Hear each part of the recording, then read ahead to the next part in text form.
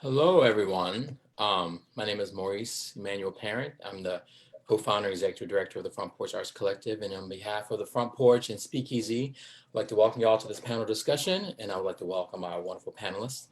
Uh, During our co-production of Passover, the Front Porch and Speakeasy's co-production directed brilliantly by Monica White and Dunu, we had this conversation after one of the performances, and it was Alice and Nadi from Speakeasy's idea to see what it would be to reassemble of many of the original voices from that panel now that the show has been completed, and we have a pandemic of racism loud in our faces and affecting us nationally and personally. And seeing if we could gather those same voices of folks involved with that conversation that happened a few months ago and gather them today to see, it's almost like a social experiment to see how, since the closing of that show and the world we're living in today, how the conversation has moved forward, has evolved, has stayed the same. And this certainly is not the only conversation that should be happening or the only panelists that should be here. Hopefully this inspires more conversation. And this is just one of those conversations that we're glad to sponsor. So without further ado, I will pass it off to our wonderful host and moderator, Gary Bailey. Thank you, Maurice. It's good to see you again and be with all of you. As you heard, my name is Gary Bailey, and I had the pleasure in January, which seems like a lifetime ago now. It has been the longest 6 months that I remember. I think of equal length was when I was waiting to turn 16 to get my driver's license back in the day so that I could have independence, which I say because I looked forward to turning 16 so that I could drive. And now I know kids who are terrified to drive and their parents who don't want them to drive. And that's within a couple of generations. So it's really important when we think about that. But those 6 months have been really long, and it has been a challenge for those of us who have been involved with the pandemic of COVID-19 through a public health. I'm a public health and social worker by training and work in the area of public health social work. So dealing with an epidemic that has disproportionately affected Black and Brown folks in communities in ways that are disproportionate compared to our presence in the demographics in the population. So we're dealing with that. And then to look at this pandemic of violence, police brutality that is happening in our communities, and to watch that happen, which was very much what Passover talked about, was looking at as a time jump between slave catching and police brutality in urban spaces. So this is a timely discussion for us to be having. I really want to acknowledge all of you who've agreed to be panelists, and I'll introduce everybody briefly, because this also requires those of us who are living the work to also continue to re-traumatize ourselves by sharing these stories and these journeys.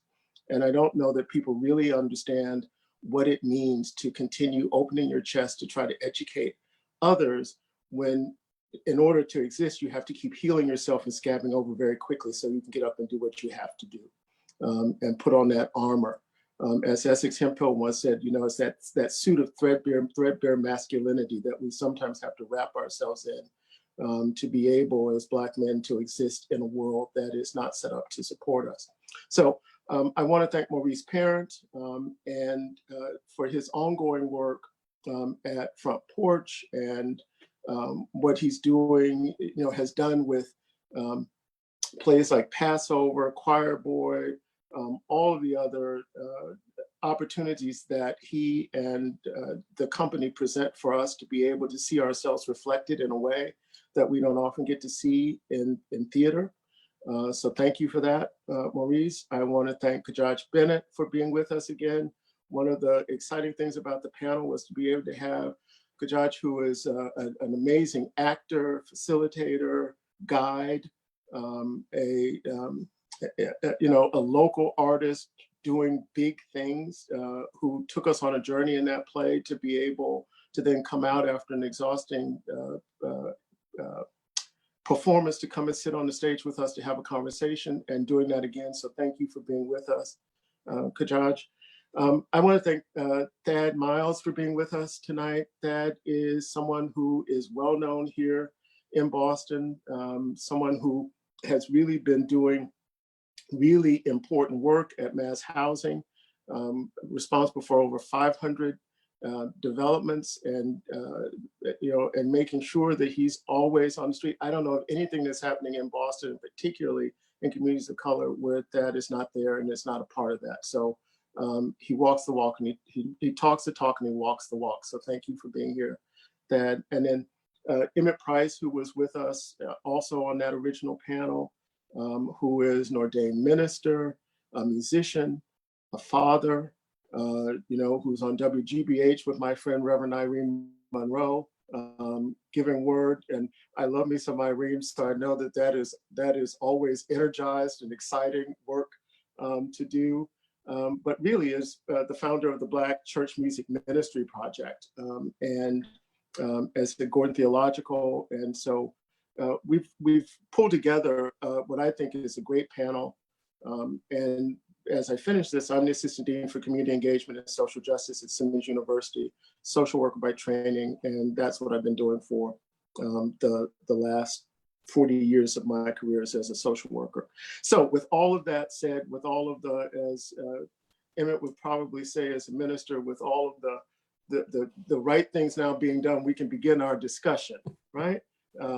And so, if we look at the play Passover, not everybody on Facebook tonight will have seen the play, but it's important to be able to anchor some of what Passover was about in the context. So Maurice, can you just give, Maurice and Kadahj, can you give a brief overview of what Passover was about for folks as we contextualize the discussion? I'm sure I'll give the framework, and then I'll pass off to Kadahj.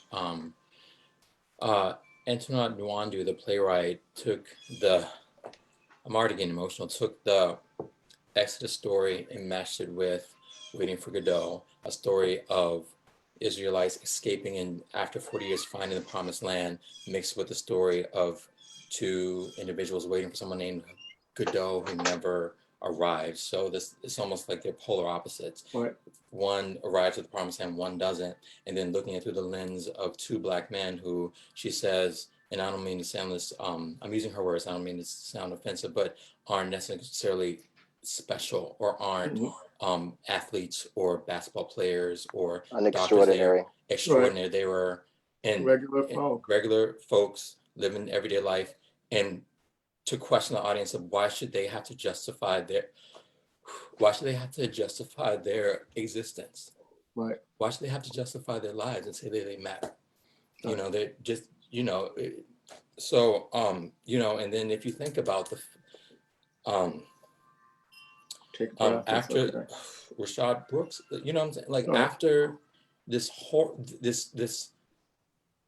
incident that inspired so much protest and you expect to change, and then right after you have Rashad Brooks, right? And it's just like, I try to be an optimist, but you think about the Waiting for Godot, will we ever, are we waiting for someone that will never arrive? Right, yeah.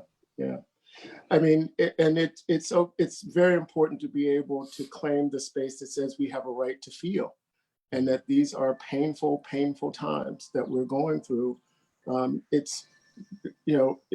We can go into what's happening before our eyes.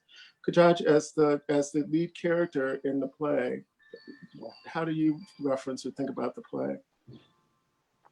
It is very scary that we performed this at the top of the year as if it was like a prologue to what was going to happen now. The playwright talks about how this is meant to be an absurdist play, how it's existential, but it was awesome in the darkest way to have people in the audience explain how for some of them they felt like this wasn't anything that was absurd or existential. It was everyday life that was playing out on stage, and for other people, for them to think, wow, this is crazy that something like this could happen.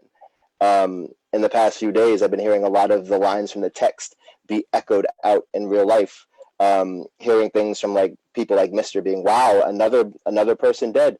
oh my God, and what had happened, and why did this happen, and I can't take it, and but there's nothing that's happening about it. Everybody is very distanced from it.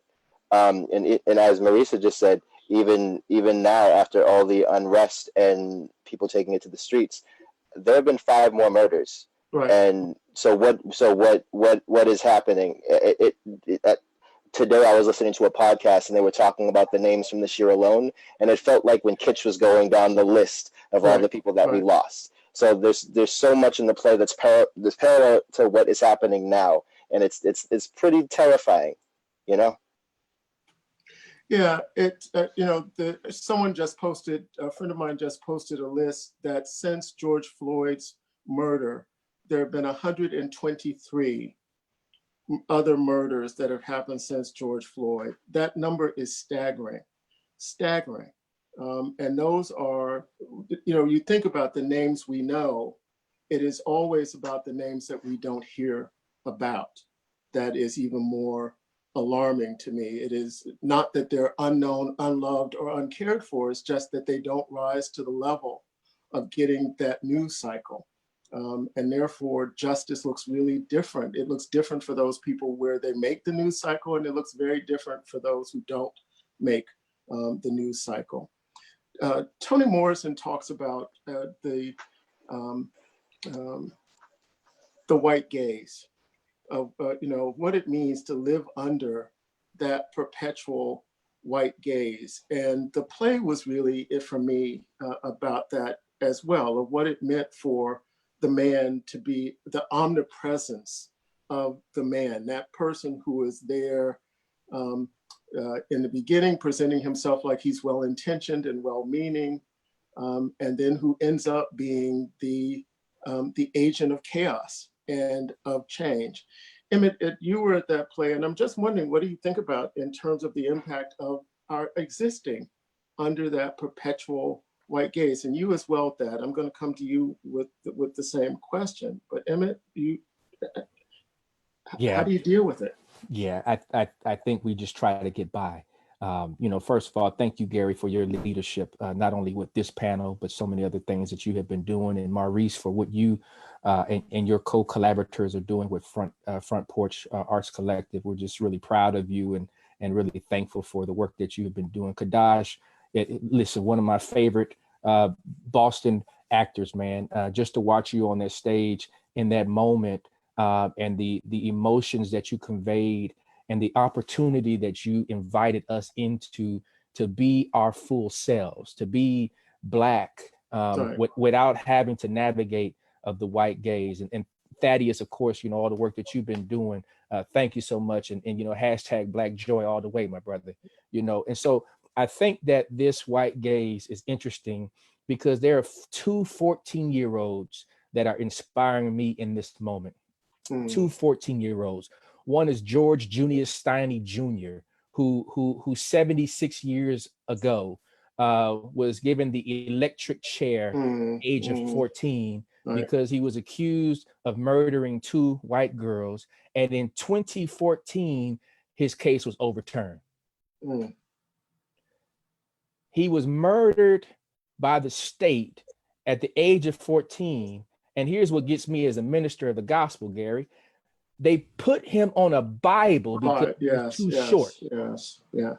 So that young man inspires me. And then, of course, Emmett Lewis Till, who was 14 when he was lynched, inspires me. And so we're talking about being Black men, and we're not even allowing our Black boys to live, to become men. And for me, what was inspiring about our conversation in January, the play in January, is that the play really says, I'm Black, period, hard stop. It says it in the lingua franca. It says it in the swag. It says it in the choreography. And even as much as it's about, the white gaze, because the play starts out, you don't even know who the actors are because somebody just pops out of the audience and all of a sudden you're in. It's like, whoa, right?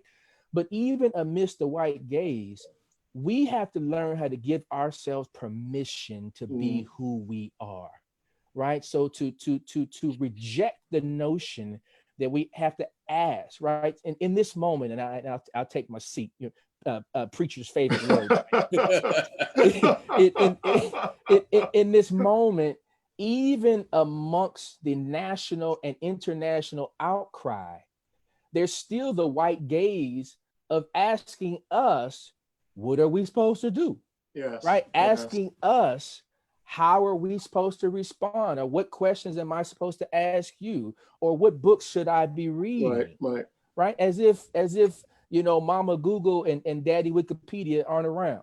Right? I mean, as if, there's no other, fountain of information. And so the reality is this, that in 2020, on this day in June, we have to have permission, because the reality of these protests in the middle of a global pandemic, we are protesting, as my dear friend Kim McLaurin said, we are protesting our own genocide. Mm-hmm. Mm-hmm. So enough is enough. And I'm not an angry Black man. I'm just a hurt, broken human being. Right. Yeah. Right. Yeah. And I think that's where I want people to see me, as a broke, hurt human being who says enough is enough. Mm-hmm. Mm-hmm. Yeah, and we'll come back to talking about the angry Black man. Anybody who's not angry during this time is dead. Is dead. Is dead. And for people not to expect anger in this is to be so naive. Yeah. But that's a whole other conversation. Thaddeus? Yeah, I think one of the things that I always talk about is how do we go from our savage anger, right, to our warrior anger. Mm-hmm. So I want to make sure that whatever we're doing, we're going in warrior style, and that we heading on, and we cutting some of that nonsense. Well, I say nonsense, some of that taking and listening to some of the white folks, that we believe are on our side as real. So that's sort of like my perspective, because I love the brothers that are with me. It's first time to meet my brother is Kadahj. Am I saying that right? Yeah, because one thing I know is I saw the play 4 times, and I cried every time you cried. Because Emmett and I were were one of the shows, and I was like, man, I saw, and I cried every time you cried. But I think the other thing that was interesting to me when I started to think about the white glaze is the interaction that you had with them before the play actually started, right? Because, and to see how they interacted, and, like Emmett and I was sitting in one seat, and it was people was just, some of the white folks was using their privilege to be able, like, I want to be here, I want to do A, B, and C. And even like one time your partner gave the hat or took a hat off of one of them, and so a couple of times that I was in it, I actually looked at the audience more than I looked at the play for a second to see their responses. And the stuff that they found funny, I found hurtful. Yeah. I found triggering. I think Emmett and I talked about it on our way out. That they would smile and that they would laugh. And so that was a challenge. When I think about the play, I think about my own self. I've been in a couple of the marches with the young kids leading 12,000, the Sunday before with Monica Cannon leading 55,000. And, I'm a photographer, and I've been taking these photos and sort of, but I'm having a hard time even showing any of them because there's so many white folks in them. Right. And so I'm trying to figure out, like, I think the one thing I don't want about my image is for them to say, if it wasn't for them, we wouldn't be where we're going to be. Right. In the change of the narrative. And then I think back about the play. I put it in the context of when the white man came down and offered food. Yes. I'm trying to figure out, what are they feeding me right now? Right. What are you really feeding me right now? Right. And in the end, is it going to kill me? Is it going to make me so susceptible to who you are as a person that I'm going to turn around and you can pull that trigger? Right. And whatever that trigger is, and there's many different ways that we're facing it. So I'm having that sort of challenge around that. And, what I will say to you is that education, sort of like Reverend Price talked about the education. I've been in several meetings where I've had to sort of educate white folks. And I'm not that Negro to be educating them, right? And that's the only thing I can educate them on. And even I was just on the board that I quit because, they kept thinking they were woke. You know, they wanted to prove that they were woke, and then every word they said, they proved that they were not woke. Right? So like, you know, I don't have the time to be educated. You got to figure it out on your own, right? But you know, I just think I sort of don't live in that space. You know what I mean? But I'm seen as that uncouth Negro, right? Instead of that unchained Negro. Right? So I don't, you know, they see me as this. Oh, you know, I'm not speaking in whatever way. My education is probably higher than most of theirs. Right. I just don't talk about it, right? And so it's that thing of being real and being raw and being able to express your pain and your anger and your trauma in a way that makes them uncomfortable, that makes me uncouth. Versus that's my truth that leads to power, policy, procedure, and real change. And so, so when I think about the white glance, that's what I'm sort of thinking about. Can I really be me, and them not be afraid to really engage and stay in their comfort zone, or get out of their comfort zone for long enough for them to truly learn something. You know, it's interesting as you raise that you know, if indeed one cannot be one's complete authentic self in all of those spheres of existence. So if I can't be fully Black, if I can't be fully queer, if I can't be fully my age, if I can't be full, then it takes energy to contain and corral the pieces of the lie of a life that I want to fully lead that somehow society's telling me I can't do, right? And the energy that goes into that is exhausting. It is exhausting. It is exhausting. So you're not always the person who's smiling in every meeting because you're holding back who you are. So when people will say, well, you never look like you're smiling, that's because I can't be who I really am. I can't be happy. You know, I was raised in a family where I was always told by my parents, who were born in 1916, 1919. So they grew up in a very different America, though it may not be that different down south. And they would always say, you really don't want to let people know, those folks know, that you have anything because they're going to take it from you. And what they also would mean your joy. Don't let people know that you got joy because they will take that from you. That's powerful. You know, that is really, really powerful. And so as we think about Passover, we think about that kind of existential crisis, because whatever that means in a context where we are consumed by crisis and trauma at this point, isn't it ironic that trauma, people refer to trauma as being triggered when really what we're talking about is the power of the trigger in our lives? That just isn't lost on me, that the trigger of the gun buses and the trigger of the emotion is quite powerful. Maurice, how then do the arts, and I'm going to ask Maurice about the arts, and I want Emmett to talk about spirituality and faith. Where are they in these moments? You know, what was Nina Simone basically said, if you can't be, and I'm paraphrasing badly, that the role of the artist is to tell the truth, right, of the times. So how then do we use these mediums to tell our stories? Oh, I have a few thoughts. I mean, so thank you for the question. I mean, right, storytelling goes back as far as human consciousness, right? Society, griots and storytellers and narratives. So it's essential to human expression, human life. And I think that's the role of the artist. And I think particularly in the theatrical arts, you're trained. I'm a teacher as well, and y'all gonna make me cry again. Another thing about Antoinette, about the writing of this play was Antoinette Nwandu's.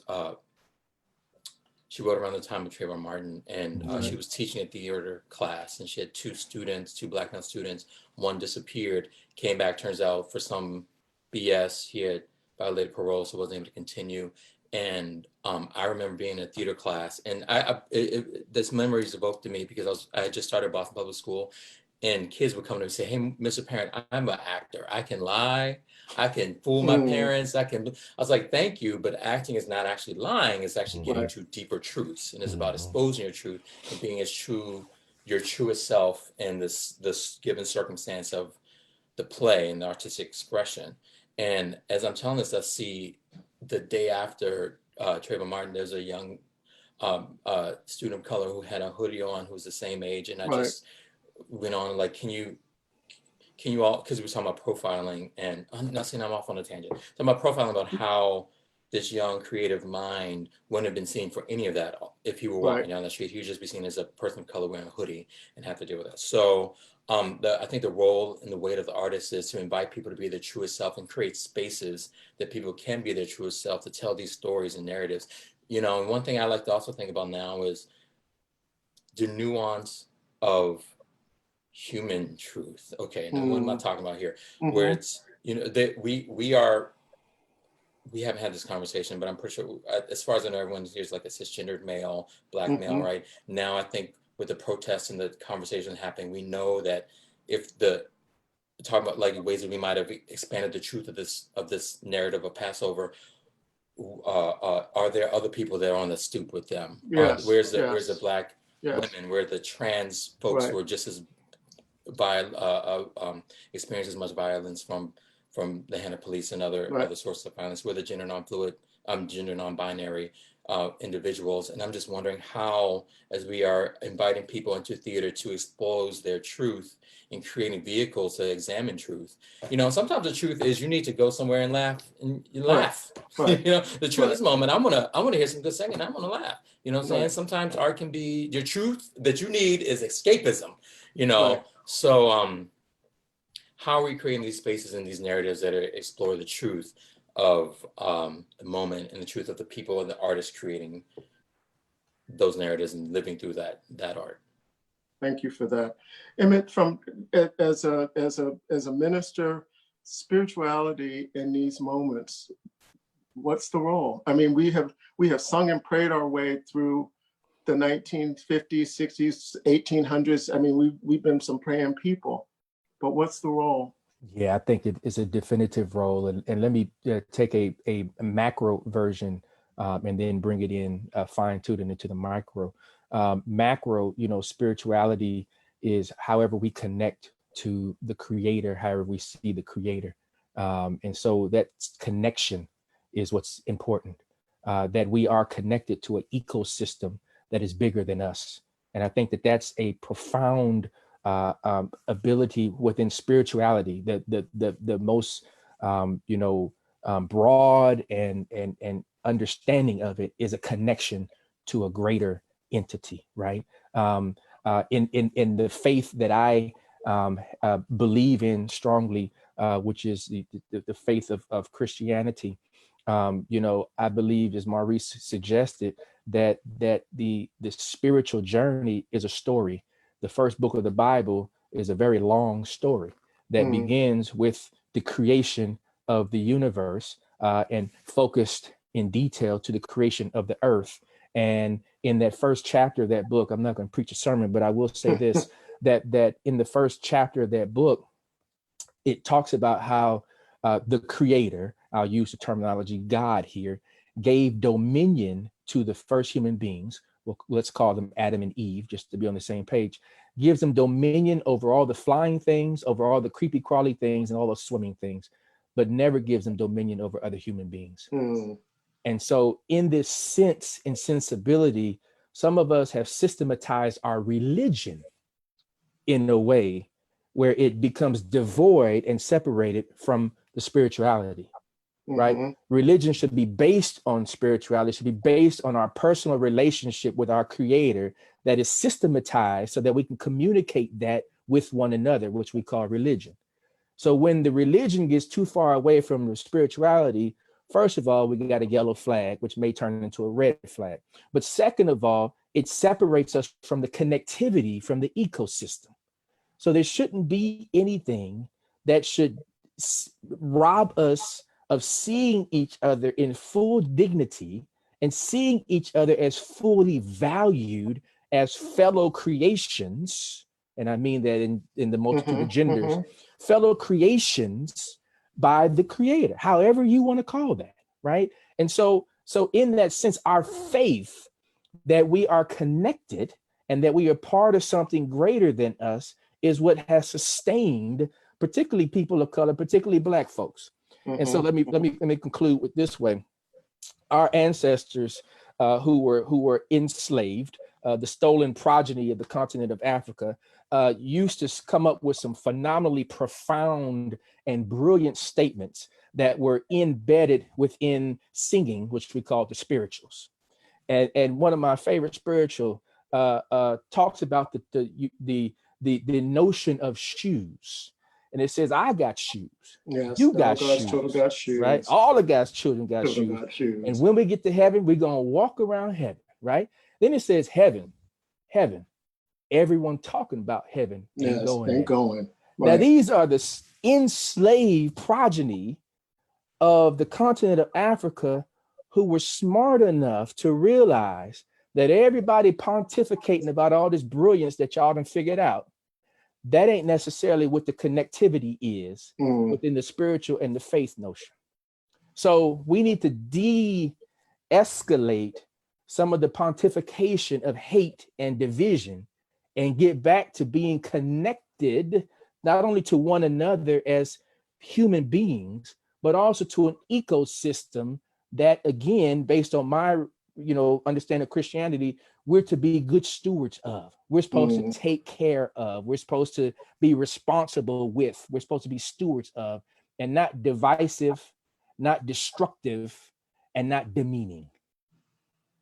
It's you raise a question, and then Kadahj, I want to come to you as a younger Black man living in Boston and follow up on this piece. But it's interesting to me, as Emmett was talking about this and Maurice was talking about it as well. What has struck me from the high tech, and this is where I will use language that someone else used and didn't mean it, these high tech lynchings that we're seeing, George Floyd, and Aubrey, Ahmaud Arbery, we could go on and on and on here. But if we look at George Floyd, what does it mean about the absence of humanity to be able to lean on someone's neck and watch the life ebb out of them is beyond me. And then the other moment was watching the incident in Buffalo, where you watch someone be pushed down, where we have now watched this pandemic of intolerance jump over the firewall, because they always do. So if you think something's going to stay contained, AIDS didn't stay contained in the gay community, and this brutality is not going to stay contained in the Black community, because people then become inspired to do other things. And you push down a 75-year-old man, and the instinct of one of the officers was to bend down to try to pick him up, and then someone else moved him away, and he followed through. And I thought, you just lost your soul in that moment. You had the opportunity to make a decision, and you chose not to do the thing that held on to your humanity. In that moment, you made a decision, because you had free will. You had a choice, and you made the choice. And that's a complex sort of dynamic when you really believe either that someone is so subhuman that you can ignore their pain, and we wouldn't do that to an animal, or someone is beyond your capacity to care. And I wonder, Kadahj, as a young man in this city at this time,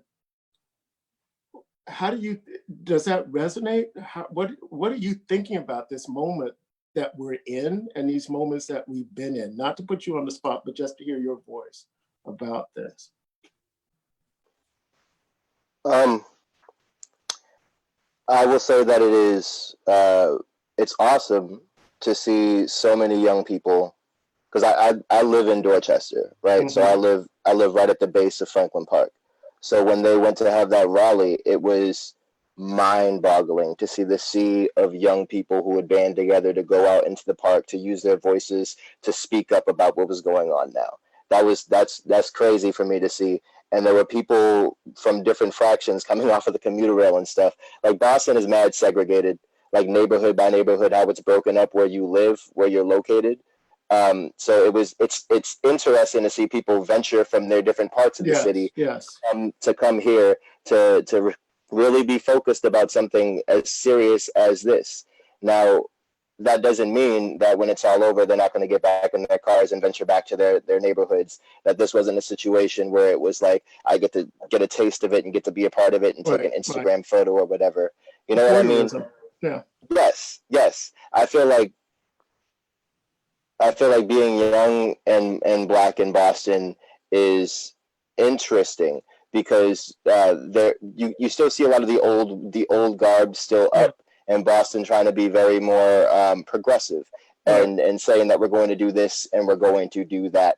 But everybody talks. It's important to see what actions come out of that. Yeah. And a lot of the actions that we see is gentrification, mostly the idea of we're going to make things better, and then people wind up getting moved completely out of where they're at, or the intense policing in my neighborhood specifically for anything. It feels like a police state. It feels like, yeah, and even when they had the protests, there was a litany of police officers dressed in army garb marching down streets.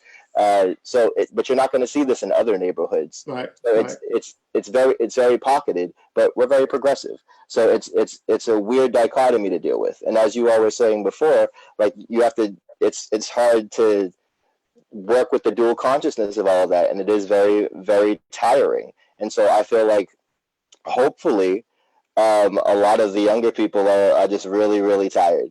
And hopefully that's going to put some pressure on some people to have some actual change to follow through. I thought it was amazing that the mayor made a statement about reallocating a lot of the funds from the police department and finding ways to invest that back into the neighborhoods for education and for health and for housing. But I want to see what actually comes out of that and if that's really going to work towards the people who he's talking about. Right. But yeah. Yeah, and I would say to you, you always, yes, and I applaud, and I will say this, and I would say this to His Honor the Mayor as well. It's a great, interesting start as you move pieces around on the board, but this is structural, and you're really not touching a lot of the budget. You really are not going deep enough into the budget to reinvest some of the resources that go into policing. You're looking at overtime, which you have to budget anyway. You're looking at this, you're looking at that. So we really have to be able to unpack the numbers. And the interesting thing about this moment is there are enough of us who understand now how systems work from an economic, structural, political. We have taken advantage of the time to learn information, to be able to push back to say, wait, that makes no sense. What you're saying doesn't add up. It's really a very different time in terms of our preparedness as a community for this moment to be able to ask questions and interrogate information in a way that maybe our grandparents or great-grandparents weren't able to do because they had not had that same level of access. That's, to me, is different in a way. That is, as one of the, I would consider you and I as the elders in the community. And I don't mean that as old, I just mean that as we bear that hat, right? Right. How are you looking at this in terms of the I see it as a passing of the baton. It's an intergenerational, it's a generational shift that we're seeing happening here. So, yes, I hear you. So I just want to correct a couple of things that you said that I think are like just a little bit incorrect. Okay. One was when you said the officer bent down to pick the dude up in Buffalo. Being in law enforcement for 20 years, he wasn't bending down to pick him up, right? Okay. So, that's one. So you look at his aggression, that's one. So I just want to, that's just how I felt. Okay. I think two, when we talk about lynching, it's not that you're wrong, but I just don't want us to forget that there's two brothers that were found dead who were in Hummer. We don't know whether they committed suicide or not, but either way, the racism and the struggles and the system in itself, even if they did hang themselves, created that lynching, right? So that's the one thing I want to say. And then the other thing I want to say is that what my young brother said is great, that the mayor, and I love the mayor, created this, that it's a health issue.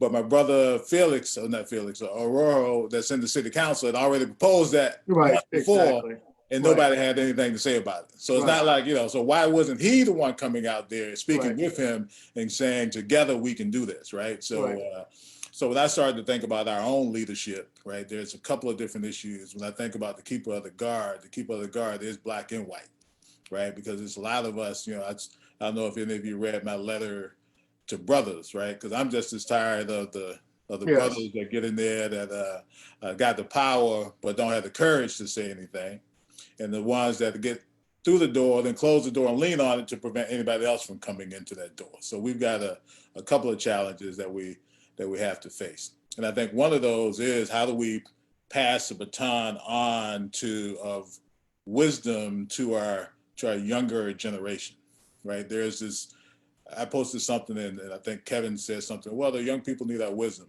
First of all, we're not all wise. Right. And if we are wise, then we have the courage, right? You know what I mean? In order to do what needs to be done. Because a lot of these young people right now have the courage that we don't have, that we didn't have, or currently don't have, because we have a little bit more things to lose in our own head than what they have to lose. And my way of sort of supporting this generation is to allow them the opportunity to engage and to fail, but make sure that they don't fall. Right. And that's where I'm at. I'm behind you because, you know, I've learned through my military experience, every good leader is a good follower. If you're a good leader, you got to be a good follower.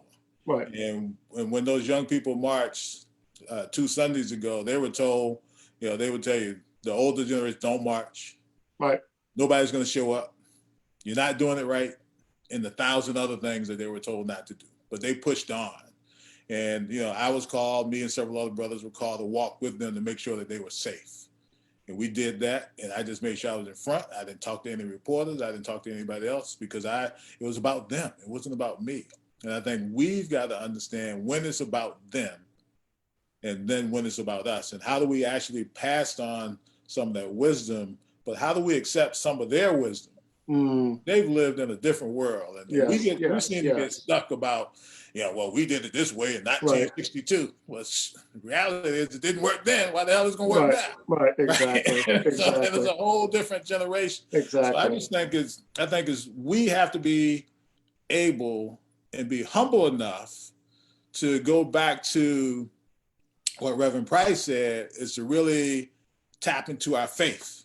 And where are we transferring our faith to, right? My faith and hope lies in these young people that are moving 10 times faster than we ever thought about, that are challenging systems and people in a way that I've never thought about challenging systems and people, right? And engaging with themselves across culture and economic, right, issues. Because I see these young white kids getting out in Teslas, right?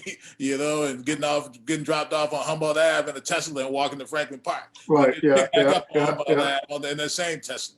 But they're engaging and they're trying. But I'm also seeing white kids that are in their own community creating rallies, whether it's in Haverhill or Andover or somewhere else, right? And giving purpose. And they're driving their parents to do certain things.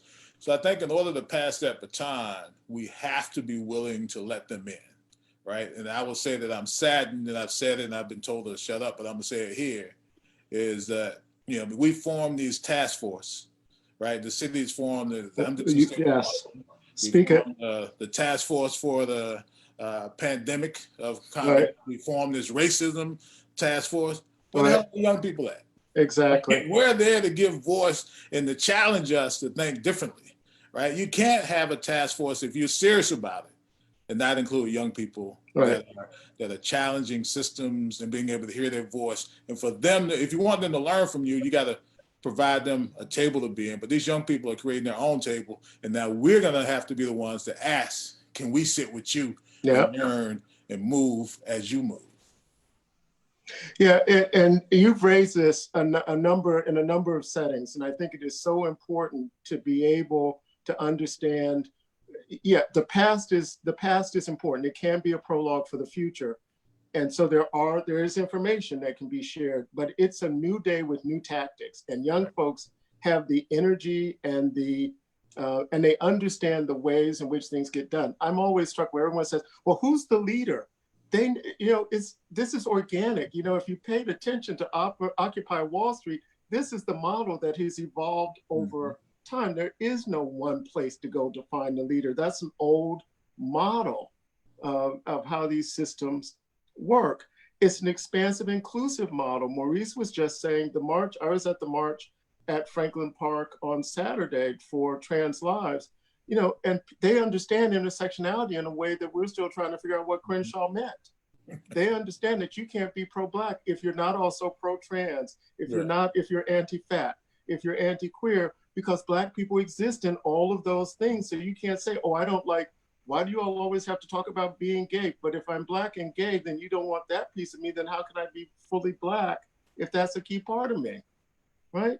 But Gary, see, folks get into that stuff. Yes, Emmett. I just want to chime in just for a quick second, just to really underscore and over amplify what you both said, particularly what Thaddeus said. As a veteran of the Rodney King riots, I'm born and raised in Los Angeles. I was right in the middle of it.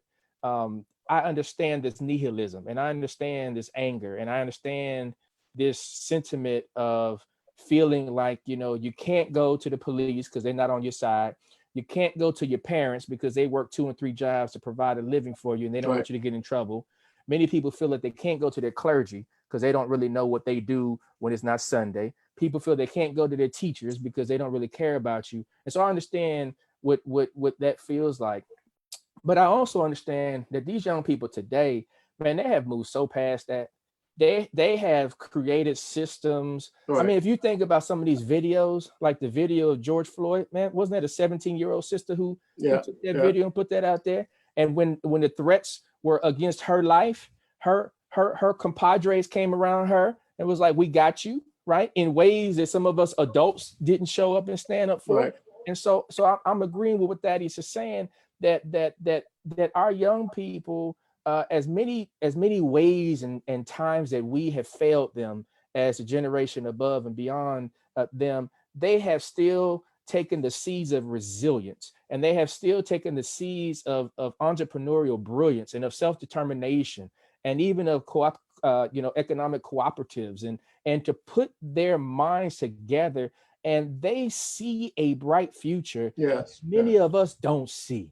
Yeah. And so I'm with Thaddeus, man. I'm ready to get behind these young people. And yes, it's like jumping off the deep end without knowing how deep the water is.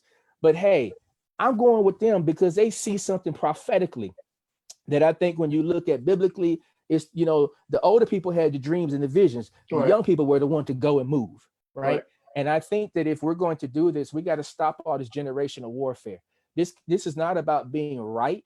This is about being effective. This is not about being who's the smartest. This is about being who's the most efficient. And I think that we need to measure it and assess it from a different bandwidth. And I think our young people are doing some phenomenal stuff. They're not getting enough credit. They're not getting enough attention. And we keep talking down to them as if they're not wise, as if they're not courageous, as Thaddeus said.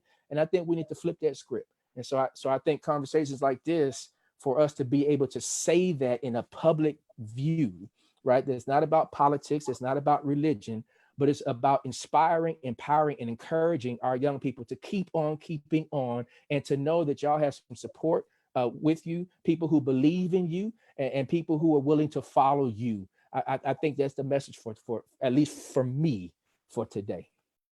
And that's so important. You know, if we think about the Birmingham Children's Crusade, children often have to lead for grown folks to figure out how to follow, because they see, you know, because we do. And Thad, you just said it. You know, I can get sometimes caught up in respectability politics and forget what it was like to be a young, passionate 16-year-old who basically said, "I'm taking it to the streets." And now at a 60-something, do I want to do that? And, you know, nothing's ever going to change. You have to do an inside game. You know, and so we get acculturated into following the rules that we used to resist in so many ways. We have questions in the chat, but before we go to those, you know, we're going to hear a lot about what's going to be happening out of BU with Kendi's new anti-racist center. And, you know, his work is really phenomenal, but it also becomes kind of the playbook for some folks to try to figure out how you do what the what is. But he has a quote that I wanted to share. We've been taught that ignorance and hate lead to racist ideas and to racist policies. If the fundamental problem is ignorance and hate, then your solutions are going to be focused on education and love and persuasion. But of course, and he's referring to his book, Stamped from the Beginning, shows that the actual foundation of racism is not ignorance nor hate, but self-interest, particularly economic and political and cultural. Self-interest drives racist policies that beneath that self-interest, when the policies are changed because they produce inequalities, racist ideas spring up to justify those policies. Hate flows freely from there. And what struck me, and I'd like to get your reactions to that quote, is we keep moving around the pieces to say, well, if you would just learn, or if you just dress the right way, or if you just speak the right way, or if you would just think the right way, if you play basketball the right way, if you just shut up and dribble, as people are being told, if you would just know your place and stay in it, then everything would be okay. If you would just obey, then everything would be okay. You wouldn't die. What do you think about what Kendi is saying? What reactions to that quote? Reactions, thoughts, disagreements, agreements? Is he on the money, off the money? I think he's on the money, and I think he's on the money in a profound way, because the challenge is for a lot of folks who are moving from being, let me just be very kind, naively racist to now being consciously woke. Mm. The people want to do it without any sweat equity. Mm. Right? So as the actors who are here, I'm a musician, Thaddeus is a photographer, and we all have many hats. Gary, you're extremely talented as well. For all of us who foster the talent that we have, it takes hours upon hours upon hours, and days upon days, and weeks upon weeks, and months upon months, and years upon years to hone the craft, to even get up the courage to come public with it. Mm. So it's the same discipline. It's the same discipline to move from being naively racist to being consciously woke. It takes time to develop those muscles. And so what Kendi is making us aware of is that racism and the word a phrase we haven't used yet, white supremacy, was intentional. It's not a mistake.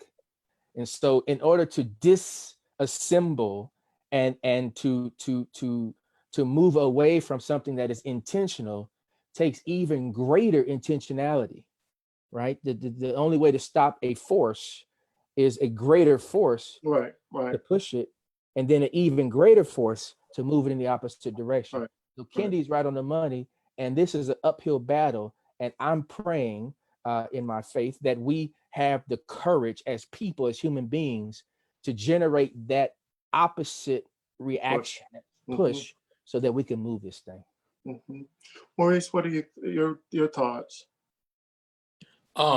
Yeah, I agree. Kadahj, I thought I saw you about to unmute yourself.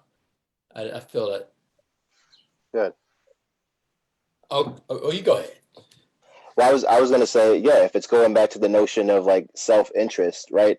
We're as Reverend Price had talked about, the idea of coming together, the notion of community. If you only care about yourself or how you and a certain smaller group of people are to be able to move forward, of course there are blind spots for you to not be able to fully see the humanity in somebody else, or to fully see what's going on over here or over there, right? So even on like a smaller level, if the people in your organization are saying like, yo, I wish that we could have been involved in this conversation. I wish we could have been at the table for this. I wish you could have even posted a Black Lives Matter post or something of that nature. When the organization is having some type of pushback, again, it's like self-interest. Are we going to lose funders? How are people going to look at us this way or that way? And it's not thinking about who's already at the table with you, who's in the community with you, right? So self-interest then does breed a lot of this hatred and whatnot. So like for a lot of people, this quote could be like a simple step for you. For a lot of people who are reaching out to your Black friends, like, what do I do? Right? Start to think about like, how are you upholding these racial ideas within your own self-interest, right? Are you afraid you're going to lose friends? You're afraid you're going to have fights with your family? You're afraid people in your neighborhood are going to think a certain way if you don't speak up? That's all self-interest, and I think that's disgusting. Yeah, very true. Thank you, Maurice. And the only thing I'd add to that is I agree with everything I've heard. The only thing I would add is I really respond to that quote and how racism is a design system that we Mm, all that is the underpinnings of this country, and every problem you can point to that is being highlighted today, you can't deny how it's part of an entire sickness that is embedded in the bedrocks of this country. So there's really mhm, no aspect of being an American, living in America, that is not benefited from the founding principles of this country, which is mhm. genocide of Native folks and subjugation of Black bodies. Like you have to look at everything in America and everything we've absorbed, everything we benefit from, each and every person that has calls themselves a part of this culture. In what ways are you encountering this on a daily basis, and how can you work to dismantle? Because it was a system, is a design system that is seeped into every aspect of life. Right. And it's working. It's working. It's doing exactly what it was set up to do and has practiced to do. That your Yeah. reaction? So no, I agree, because I think even when I just look at the COVID-19, right, Mm, and just the testing, right, mm-hmm, and who the testing went to first and who could get tested, and until we started to rise up, and they saw that it was actually impacting the Black community, all of a sudden we can get tests, and the community centers that are right there, they can be testing centers, right? Because they're afraid that some of that is going to rub off on them, and and who they're connected with. I also think when I started to think about it, that's one of my challenges that mm, I'm starting to that I'm trying to work through, is like, are they there for their own self-interest to sort of understand the game so that they can change the game, right? So so when I started to look at some of my white allies that are there and starting to see it, it's like, I've just seen a lot of people get in the house and sort of understand what the rules are, and then figure out mm, how to change it, right? And how to shift our dynamics of power, but at the same time shift how we as folks come together, right? Because when I started to think about the Black and Latino community and how we started to think about Black, right, and our mm-hmm. own self-interest, and sort of like what that means for us, so and that still has that own sense of racism, and even when I like, my sister's light skin, right, Mm-hmm. Mm-hmm. but people will wonder, is that my girlfriend versus is that my sister? Right, right, right, right, right. and and it's just real, right? So I definitely agree that self-interest is a lot, but it's hard when you've got a family, right? When you've got A, B, and C, and you're trying to figure out legacy, right? I think that's the one thing I'm hoping that comes out of this, is that we as Black folks start to think about our own legacy of our families. We started to think about generational wealth. We started to think about a lot of other things, and not just surviving, right? Which is, I think, when we started to think about power and change, it can't be about surviving through this and surviving. It's got to be like, what's our generational legacy, and all the other components of what that really means, right? What am I preparing for my grandson? Will my grandson have to fight for scraps, or will he, what I have now, will I sacrifice a little bit of what I have now so that he has a better head start? So that he doesn't have the same challenges, but has the same energy and the same fighting power and the same principles and the same morals and the same faith and hope that I have, to be able to move through that system a little bit different. There's no saying that says none of us sit under the trees that we planted. If you've heard that saying, and so our forebears, our ancestors planted trees under which we sit, knowing that they would never sit under them. And we have planted, I would like to believe, trees that we will never sit under. And so it's always paying it forward, really thinking about what lies ahead versus what's in the immediate. The challenge is how to also remain hopeful. I've said publicly, this is probably, for me, who believes in change. I'm a social worker. I'm a clinical social worker. That's what I've done. I believe in the possibility that this is the place where I've hit a wall. One, that I don't believe that my way has worked. I was that civil rights baby who grew up believing that you march, you put on the right clothes, you go downtown, you get dressed up, you do the right thing, you speak the right way, it's all going to pay off. I don't know that I don't believe that it's about respectability appearances. It's not about the hoodie, it's not about the suit, because it happens to everybody. who could end up face down in the street. You go out of your house every day, prayed up, hoping that it's not you today. I said to someone, I've got a 34-page resume. No one sees that when I'm on the corner dark at night. That's not my, it doesn't protect me. That we're on all the same lists. We're some of the most influential people of color in the city of Boston. I still can't get a cab if I want one, and still don't walk up behind people at night in my own neighborhood without fear that I'm going to frighten them. I don't want next generations to have to carry that weight that we've been carrying, but I also know that they're going to have to carry some of it. And that's the sad part. We started talking about when I turned 16, I couldn't wait to drive. I have three cousins who are like nephews. Each of them has turned 16. All I do is say, don't let them drive. Don't let them drive. 3 of them are going off to college. I couldn't wait. They've gotten into all their first choices. Every one of them, proud as can be. Gee, COVID, maybe they get to stay home a little longer so we can keep them safe. Because once they get away from us, they won't be safe. That's the challenge for so many of us, is that we carry that with us. Yeah, I think I'm trying to write this piece called The Inequity of Fear. Right, and how fear impacts us, and sort of those challenges. I'm sort of walking through it, so this has really been helpful. Just what you said, to really sort of process that I couldn't wait to drive. I was actually driving at 12 because my family said that's what was going to happen. Right, you're going to drive, and then you're going to go get a license because my uncles like to drink, and when they so want you need to drive. Go home. That's an old head talk. That's an old head talk for y'all young people. Necessity is the mother of invention. Well, brothers, we've hit the time now, and I just want to say thank you for this opportunity to be in communion with each and every one of you. I also want to say what we need to say more to each other, that I love each of you, that we need to love each other. In ways that are as honest, as raw as sometimes we get angry and can hate each other, because that's what we've been trained to do. So let's step out in love and appreciate one another. And for those of you who are out there in the dark listening to this, to take heart that you've had a conversation that sometimes you don't get to hear between folks who aren't afraid of having emotions, but often have those emotions turned back against us when we are fully human.